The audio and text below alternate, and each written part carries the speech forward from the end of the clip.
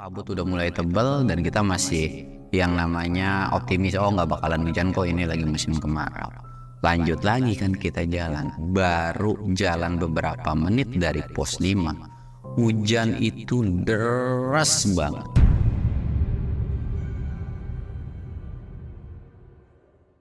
Assalamualaikum warahmatullahi wabarakatuh. Balik lagi di channel Samsul Mister Horror.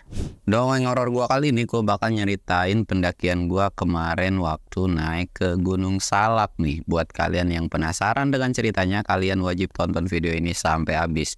Dan jangan lupa like, comment, subscribe, dan share video gua ke banyak orang. Dan buat kalian yang mau ikutan open trip, kalian bisa lihat di sini. Dan buat kalian yang mau lihat video vlog gue juga, kalian bisa lihat di sini. Dan gak usah banyak basa-basi lagi, kita mulai ke segmen donor. Dongeng horor dimulai.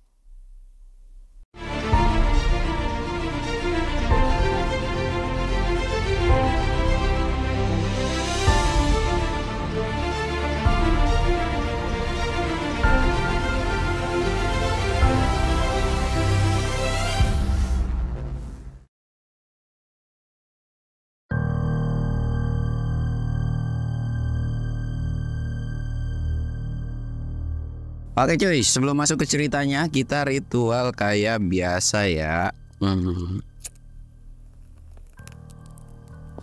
Dan jangan lupa ngopi biar nggak panik cuy. Jadi sebelum gue lanjut ceritanya, gue mau disclaimer dulu bahwa ini tuh sebenarnya bukan nggak horor sih. Jadi kayak ya ini bukan cerita horor gitu. Gue cuman mau ngebagiin pengalaman gue aja ketika kemarin naik ke Gunung Salak, totalnya tuh 6 orang. Dan kemarin tuh naik tanggal 6, 7, 8 Oktober. Enggak ding, 13, 14, 15 Oktober. Totalannya tuh 6 orang. Nah jadi awal gua mau naik itu sebenarnya di awal-awal itu gua tuh kayak pengen tiup lilin cuy. Jadi kan gua lahir tuh ulang tahun tuh tanggal 10 kan. Dan gue ada jadwal ke Salak, dan kebetulan waktu ke Salak ini gue bukan open trip, jadi ya naik biasa lah gitu. Dan gue kayak gue tiup lilin di puncak kali ya. Dan gue tuh target itu sebetulnya gue pengen camp di puncak Salak 1, yaitu Puncak Manik. Cuman awalnya tuh kayak sekitar 4-5 orangan lah, sampai akhirnya mau jadi 8 orang. Dan sampai akhirnya terbentuklah jadi 6 orang gitu ya. Ada beberapa yang nggak bisa dan lain-lain gitu. Dan ketika gue udah punya rencana tujuan untuk tiup lilin, berhubung gue tahu siapa yang gue bawa, jadinya gue mengurungkan niat itu gitu. Karena otomatis gue udah tahu gue itu pasti bawa berat, dan ya udahlah gitu kan, nggak usah macem-macem gitu. Karena kalau mau tiup lilin atau bawa kue ulang tahun ke atas itu ada beberapa persyaratan yang memang harus dipenuhi gitu cuy. Jadi nggak bisa lu kayak naik aja gitu. Dan itu pun harus kondisi gue yang nggak terlalu berat juga, karena kondisi bawa kue kan itu pasti dijinjing, terus tangan sebelah juga kan harus megang kamera. Niatnya kan gue mau sambil ngevlog gitu kan. Dan nanti video untuk Salak satunya itu nanti akan muncul di video vlog gue atau di channel satunya gitu ya. Tapi tungguin aja lah. Nah setelah udah 6 orang ini kekumpul, akhirnya ya udah tuh kita mulai prepare dan lain-lain. Pada saat itu pun gua yang ngatur masalah logistik dan lain-lainnya. Dan dari sekian banyak orang, dari 6 orang ini, mereka tuh nggak pemula semua. Bisa dikatakan ya mereka sering naik gunung atau beberapa kali naik gunung. Dan yang pernah ke Salak satu itu cuman gua dan 1 orang lagi teman gua, yaitu si Bogel. Dan itu pun dia naik terakhir ke Salak satu itu lewat via Pasirengit tahun 2015-an gitu kan. Nah dari situ kita berangkat. Singkat ceritanya sampailah di base camp. Sampai di base camp ini gue agak sedikit kaget. Ternyata base camp Gunung Salak via Cimelati sekarang udah luas, parkirannya udah enak. Dan yang satu lagi, yang jualan atau yang jaga base camp itu cakep cuy. Gue itu sampai bikin reels di Instagram gue gitu. Itu emang pure cakep, pantesan aja. Jadi base camp itu tuh rame banget. Ya mungkin pada saat gua naik itu jalur via Aji Saka untuk ke Salak 2 itu lagi ditutup gara-gara ada yang hajatan atau entahlah ada sebuah acara gitu. Jadi otomatis yang pengen ke Salak 2 itu melipirnya tuh ya ke Salak 1 itu. Dan pendakian pada saat gue naik ke Salak itu rame banget sih. Itu bener-bener rame menurut gue. Karena kalau Salak itu weekend itu paling ya di bawah 100 orang lah. Dan kemarin gue sempet hampir kayak ngitung, itu tuh lebih dari 100 orang naik ke Salak 1. Tapi ya alhamdulillah masih beruntung kita dapat tempat istirahat gitu kan. Nah ketika gue udah sampai base camp, kita istirahat dan teman gue juga udah datang. Di situ teman gue bilang, nah si teman gue ini kita sebut namanya si Pei. Si Pei ini dia bilang, dia kan ngajak adeknya ya, cewek satu gitu kan. Dia bilang, Sul, apaan? Adek gua lagi datang bulan nih, lagi head gitu kan. Kayak cemas gitu kan, karena takutnya kenapa-napa. Gue bilang, gak apa-apa kok, aman. Tapi gue mastiin dulu, dia tuh head atau datang bulannya tuh udah yang keberapa. Maksudnya hari pertama kah, hari kedua kah. Dan si Pei ini bilang udah hari keempat atau kelima sih, dia bilang gitu. Oh aman kok, karena kan yang gue pikirin atau yang gue takutin adalah kalau awal-awal datang bulan, setahu gue gitu, biasanya hari pertama dan kedua itu sakit banget katanya gitu kan. Jadi kalau udah beberapa hari udah agak sedikit normal atau sakitnya tuh berkurang lah. Dan yang paling ditakutin tuh bukan masalah perlimitannya, tapi ya dari si fisik dianya ini. Karena kalau fisiknya udah drop ya semua jadi halu gitu kan. Nah dari situ gue bilang aman dan si P juga nggak terlalu permasalahin. Ya udah tuh kita istirahat dan niatnya sebetulnya kita tuh pengen trekking itu jam 7. Ya pengen trekking tuh jam 7 atau jam 6 tuh kita udah bangun, udah siap-siap. Karena berhubung rame, kamar mandinya juga dikit. Jadi akhirnya ya mau gak mau kita agak sedikit ngaret. Jam 8 tuh baru OTW dari base camp. Dan di awal perjalanan ya seperti yang kalian tahu, kalau untuk ke Gunung Salak via Cimelati awal-awal itu udah capek banget menurut gua. Dan yang paling capek di awal tuh ya dari base camp sampai Simaksi ini cuy. Karena jalannya aspal, nanjaknya juga begitu, ya lu tahu sendirilah. Dan itu lumayan capek lah menurut gua. Singkatnya kita sampai di base camp, sampai di Simaksi. Nah di Simaksi ini biaya untuk Simaksisnya sendiri itu nyampe 34.000. Udah daftar, udah lain-lain. Ya udah tuh kita nyantai-nyantai dulu kan di Simaksi. Nyantai-nyantai, ngopi sebat sampai 2 batang lah kalau nggak salah. Dan dari situ kita doa-doa.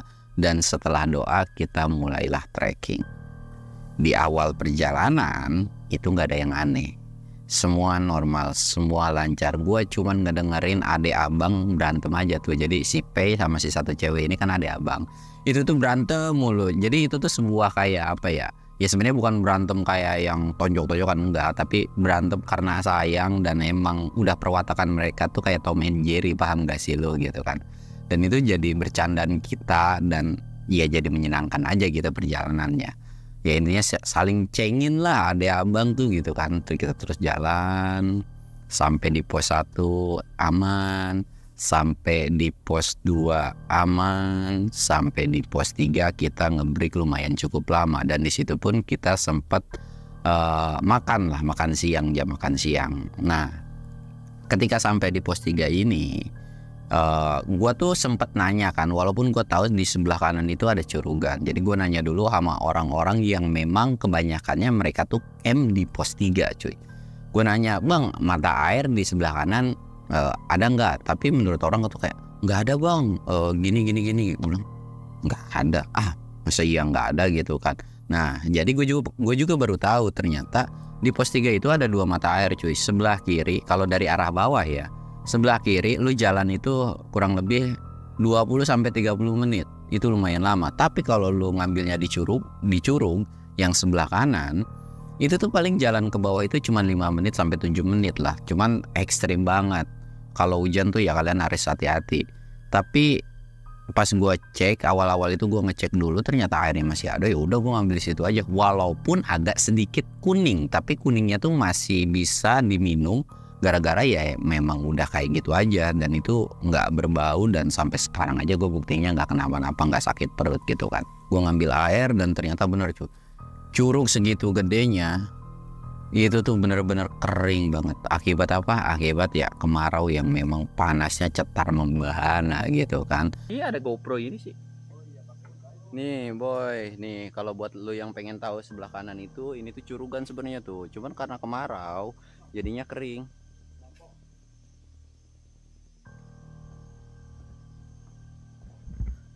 Tapi keren ya. Nah ketika awal turun itu ternyata banyak owa Jawa, terus banyak monyet kayak gitu kan, seru juga. Akhirnya setelah ngambil air, ya kita masak-masak, makan. Dan memang pada saat itu rata-rata dari mereka itu ngecampnya di pos 3 itu paling banyak. Untuk yang ngecamp di puncak itu cuman ada 4 kelompok termasuk kelompok gua. Jadi nggak terlalu banyak lah gitu kan. Situ kita ngopi-ngopi, dan jujur gua sepanjang naik itu jarang-jarang minum banyak. Tapi pas kemarin naik Salak itu bener-bener aus banget cuy, nggak biasanya. Bener-bener nggak biasanya. Biasanya gua kayak minum satu botol yang segini nih, yang isi 650 ml ya kalau nggak salah. Itu tuh naik turun tuh kok biasanya masih nyisa malah. Tapi kemarin karena memang panas banget, terik banget gitu kan, itu tuh kayak aduh haus banget gitu, minum lagi. Akhirnya setelah kita makan-makan di pos 3 itu tuh gue nggak punya ekspektasi apapun dalam pendakian itu. Nggak takut kena horor atau apapun, ya biasa-biasa aja gitu, karena kan gunungnya juga lumayan cukup sering gue taikin gitu kan. Dari pos 3 kita lanjut jalan ke pos 4. Untuk Gunung Salak Via Cimelati sendiri, trek paling panjang itu 3 ke 4. Itu benar-benar panjang dan kayak PHP lu nggak akan nemu gitu kan. Apa kayak mana sih pos 4-nya, mana sih pos 4-nya. Tapi alhamdulillah sampailah kita di pos 4. Sebelum sampai pos 4 ini, itu ada kejadian lucu cuy. Nanti gue bakal munculin videonya. Jadi ada satu temen gue yaitu namanya Bogel. Ya kita semua sebenarnya keringetan. Kita semua keringetan. Tapi keringatnya dia tuh nggak wajar cuy. Nggak wajar itu saking capeknya gitu, saking berkeringatnya. Itu keringat udah diperas, itu keluar airnya tuh deras banget ngucur. Kayak baju dicelupin air itu bener-bener pokoknya itu parah banget sih. Dan itu jadi kayak lucu gitu. Dan sempat di pos 3 juga kayak gitu, kayak meres airnya banyak banget. Itu kalau diperas kayaknya sebotol aku atau segelas ini itu ada. Beneran. Itu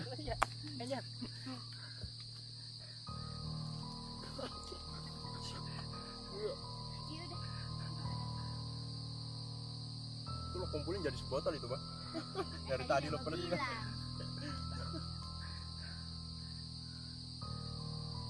Kayak orang mau jemur baju, tau nggak merasnya? Iya. Itu di luar nalar sih menurut gue ya. Mungkin ada orang yang kayak gitu, tapi jarang-jarang orang yang keringatnya sebanyak itu. Dan akhirnya kita sampai di pos 4 tuh. Kita sampai di pos 4 yang di luar ekspektasi kita. Yang awalnya itu panas terik, tiba-tiba kabut muncul. Set. Di pos 4 itu masih keadaan kabut. Dan di pos 4 kita sebat 2 bat. Kita lanjut lagi lah jalan. Di pertengahan pos 4 mau ke pos 5 itu udah mulai yang namanya turun kabut.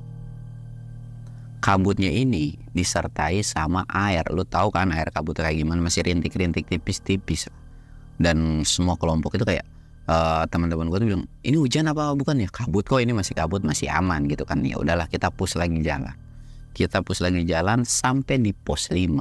Sampai di pos 5 ini baru tuh gue sempat ngerekam, ngevideoin, nanti gue bakal munculin juga kondisi jam 5 Gunung Salak.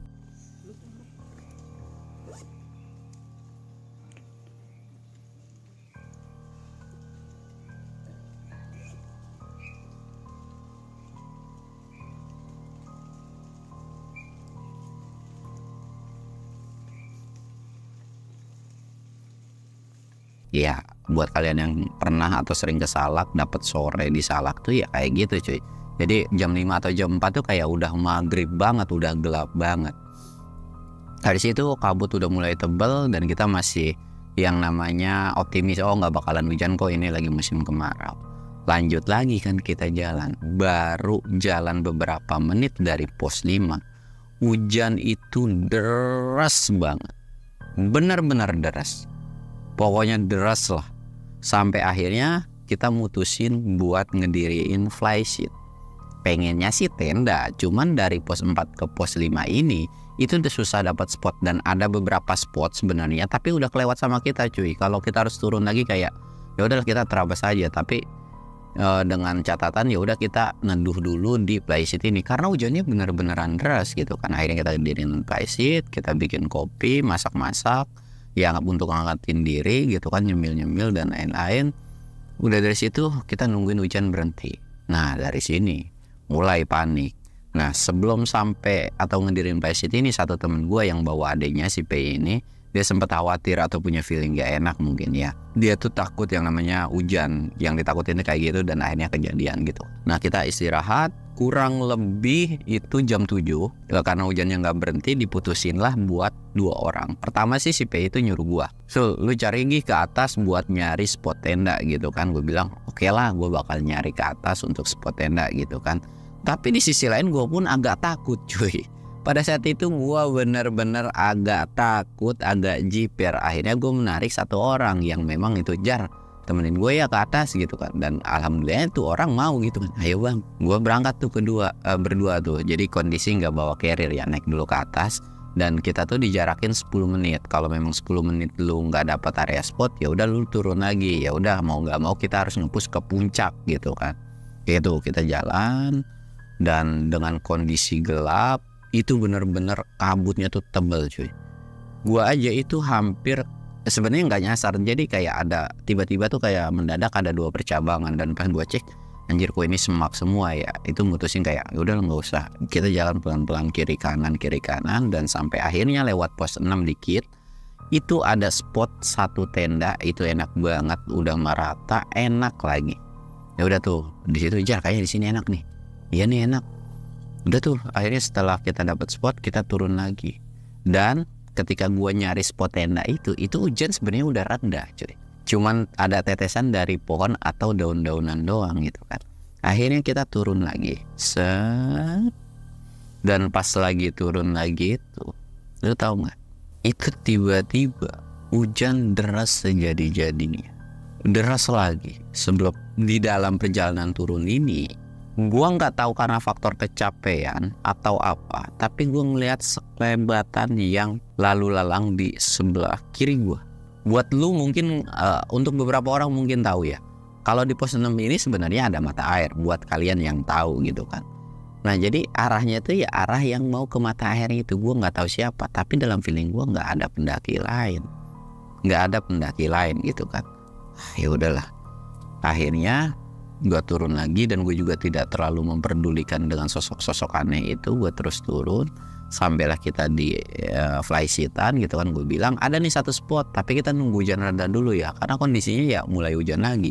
Nah ketika gue turun sampai di flyseat itu kondisi udah yang namanya lumayan hampir semua orang itu kedinginan, termasuk gue juga. Itu dingin banget. Termasuk 2 cewek itu udah mulai gemeteran, udah kayak begini gitu kan. Tapi bukan dalam yang mau hipo ya, maksudnya dingin aja gitu kan. Di situ kita nungguin hujan reda, dan setelah hujan reda akhirnya ya udah kita nerusin lagi tuh perjalanan. Nah nerusin perjalanan dan singkatnya kita sampailah di tempat yang memang udah gue dapetin. Kita langsung ngedirin flyseat lagi, langsung bikin tenda. 6 orang itu kan gue udah prepare yang namanya 2 tenda, dan ternyata spotnya itu cukup untuk 1 tenda. Dan kalau maksa 2 tenda pun itu kayak ribet banget nantinya. Jadi ya udahlah 1 tenda aja, dan urusan gue tidur dan 1 orang lagi tidur itu gimana nanti aja. Gue lebih mentingin prioritasin si cewek dan beberapa teman gue aja gitu kan. Nah dari situ setelah udah ngedirin tenda akhirnya kita masak-masak. Dan di situ gue bilang ke mereka, udah masalah tidur mah gampang.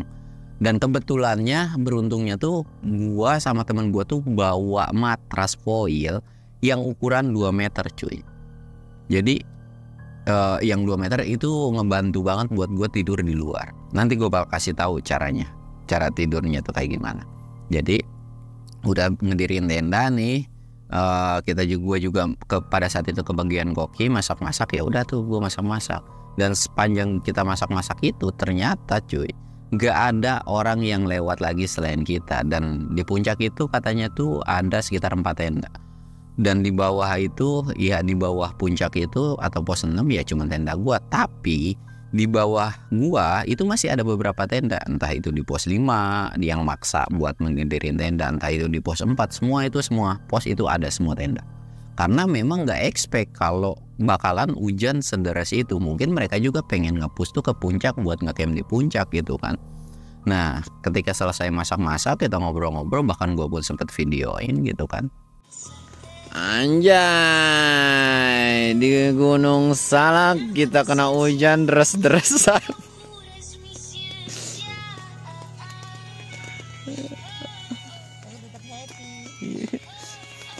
Happy. Sekitaran jam 9 mungkin atau jam 10, ya pokoknya udah lumayan malam lah. Mereka tuh istirahat semua, sedangkan gua tidur di luar kan.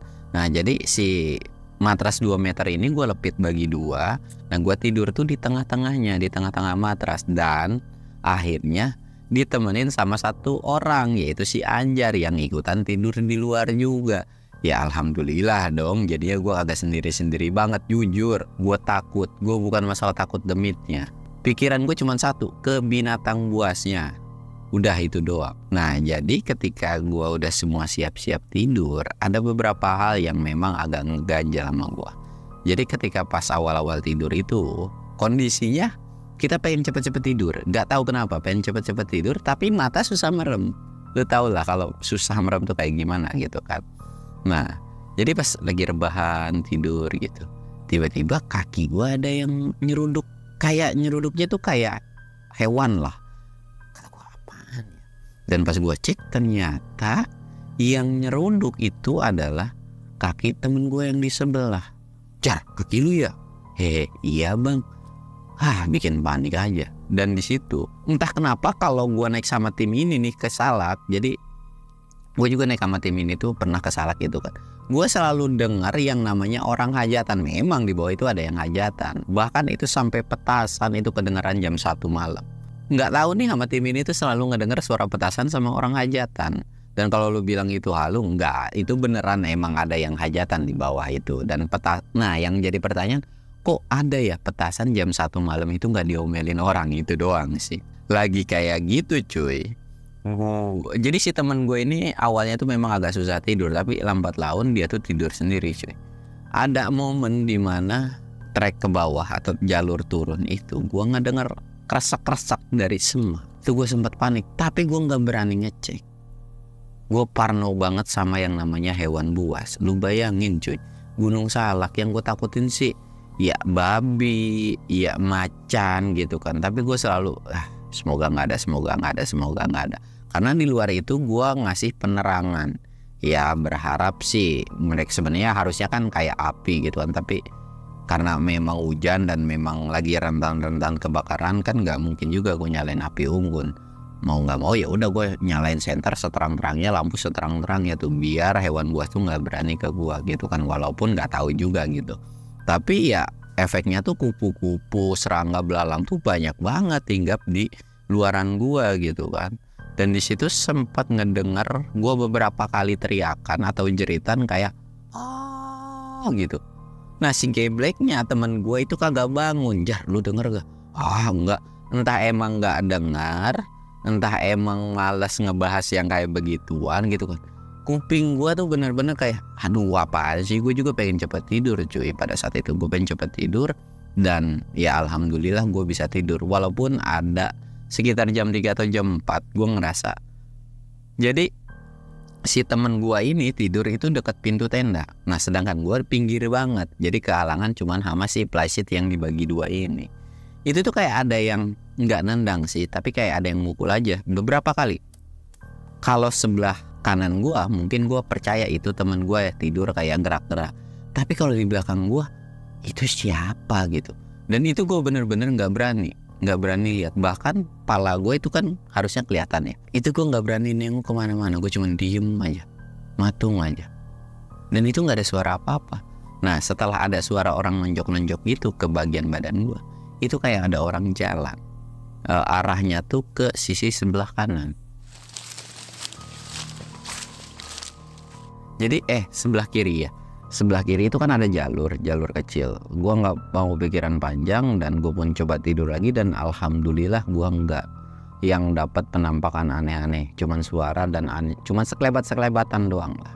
Singkatnya pagi pun tiba. Di situ kita bangun dengan agak sedikit ceria dan mutusin lah buat mereka, ya udah lu pada summit aja, gue yang di tenda. Pada saat itu gue nggak mau summit sih. Dan kenapa nggak mau summit? Sebenarnya karena gue punya tugas yang namanya harus masak. Dan mereka pun summit itu sekitaran jam 8-an lah. Dan itu pun udah banyak banget orang yang summit gitu kan. Kayak mereka summit, gue cuman masak-masak. Dan kebetulan di area camp gue ini itu dapat sinyal, makanya gue sempet chatan, bahkan gue sempet upload story, upload WA, itu lumayan enak kan. Nah dari situ mereka summit, gue nyantai-nyantai dan gue ketemu beberapa pendaki. Dan lu bayangin, gue ketemu sama satu pendaki yang berat badannya itu 118 kilo. Dan orangnya pun sempet DM, jadi dia tuh kayak ya emang suka hiking juga gitu kan. Dan ya keren sih. Jadi kalau lu beranggapan wah bang bisa nggak, bisa. Semua orang tuh naik gunung bisa, tergantung dari timnya sabar atau enggak ngawal lu, atau ya intinya banyak faktor yang bisa memperlancar lu pendakian dan bisa bikin lu sanggup untuk naik. Itu ya ada beberapa hal atau ada beberapa persyaratan gitu kan. Di situ tuh sempet gua kasih teh, wedang jahe, terus gue kasih cemilan juga karena memang cemilan dari tim gue juga lumayan cukup banyak gitu kan. Jadi ya nggak apa-apa lah berbagi selama kita masih banyak. Tapi yang gue pelitin adalah air sebenarnya. Kalau ada yang minta air sebotol, wah kagak bisa tuh, benar-benar nggak bisa. Karena gue pun pas naik itu udah persiapan satu orang itu minimal 3 botol. Dan kondisi pada saat naik pun gue dibebani dengan 5 botol air. Jadi gue naik selain bawa logistik, gue bawa 5 botol air. Dan intinya berat banget sih pada saat itu. Dan alhamdulillah ketika gue naik itu fisik gue lagi fit banget. Jadi gue gak ngerasa berat banget. Jadi kayak oke lah, masih sanggup untuk bawa tenda 2, terus logistik, terus air, sampai puncak tuh masih sanggup sebetulnya. Nah dari situ mereka teman-teman gue pun udah turun. Dan akhirnya kita turun di jam 2. Dan ada sebuah hal menarik nih cuy. Jadi gue nanya sama orang running, orang-orang trail running gitu, bang di bawah hujan nggak? Sebetulnya gue mau nanya tuh, dia nanya dari daerah mana gitu ya, atau dari Jakarta atau dari mana, di sono hujan nggak? Ternyata lo tahu nggak, hujan sederas itu cuman dari pos 2 ke atas, pos 2 ke bawah, bahkan sampai Simaksi, bahkan sampai base camp itu bener-bener nggak hujan. Buat lu yang ke Gunung Salak tanggalnya sama, atau yang ketemu sama gua lah gitu, itu bener-bener kejadiannya real cuy. Dari pos 2 ke atas itu hujan deras banget, tapi dari 2 ke bawah itu nggak hujan. Dari situ gue cuma cengok, kayak percaya dan enggak kan. Walaupun gue tahu Gunung Salak itu terkenal dengan ya hujannya itu. Hah, kok bisa gitu kan? Gue pengen tahu gitu kan. Gue terus jalan tuh, kita jalan turun. Dan itu benar cuy, kita itu tuh kayak nanya ke beberapa pendaki yang memang dia camp di pos 2 atau di pos 1 gitu. Mereka bilang di bawah itu nggak hujan. Anjir, gue bilang kok bisa gitu kan. Ya udah tuh dari situ gue masa bodoh dan gue pengen ngebuktiin sendiri gitu kan. Akhirnya kita jalan turun. Dan memang pada saat itu ketika turun itu gue terkendala dengan yang namanya satu dari tim gue itu dia sakit paha, atau bisa dikatakan ya mungkin kram lah karena udah lama nggak naik gitu kan, tiba-tiba naik lagi. Nah yang temen gue itu yang keringatnya itu banyak ya, akhirnya mau nggak mau tas dia gue yang bawa cuy.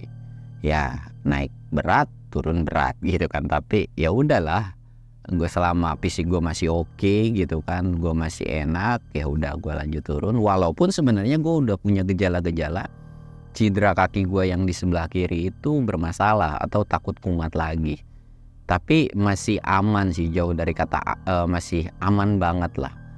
Akhirnya gue turun dan ya kita dapat maghrib di pos 1 dengan kondisi gue double carrier, bawa 2 carrier gitu kan. Nah di pos 1 ini udah mulai gelap kan, akhirnya kita prepare headlamp. Kondisinya sebetulnya gue tuh sama temen gue yang cewek 1 kan. Nah entah kenapa di pos 3 ini kita udah beda posisi lagi. Jadi adiknya temen gue itu gue yang awal. Nah sedangkan temen gue sendiri dia yang ngawasi Peggy ini kan, kayak tukeran gitu, nggak tahu kenapa bisa kayak gitu. Kita turun sampai di pos 1 nih, itu udah mulai gelap kan. Dan dari pos 1 sampai Simaksi ini kan jaraknya lumayan dekat sebenarnya, mungkin sekitar 15 sampai 20 menitan lah. Kalau misalkan kondisi capek gitu kan, kita jalan turun dan udah mulai memasuki hutan Damar sebelum Simaksi itu. Tiba-tiba kita kena maghrib. Nah, pas kena maghrib ini kita istirahat dulu ngeres. Kita nungguin maghrib. Pas lagi nungguin maghrib cuy, lu tahu gak? Nih orang yang lagi datang bulan atau yang lagi head ini, adanya temen gue ini, tiba-tiba dia bilang, "Bang, pegangan lu ya." Sebenarnya gue nggak ada permasalahan, kalau dipegang tangan. Nah, yang awal ketika awal naik itu dia tuh sempat pegangan karena kita kena maghrib juga. Jadi trackpole itu dipegang sama dia dan sama satu orang gitu. Jadi dituntunnya tuh pakai trackpole cuy. Nah, entah kenapa ketika turun ini dia tuh pengen pegangan tangan.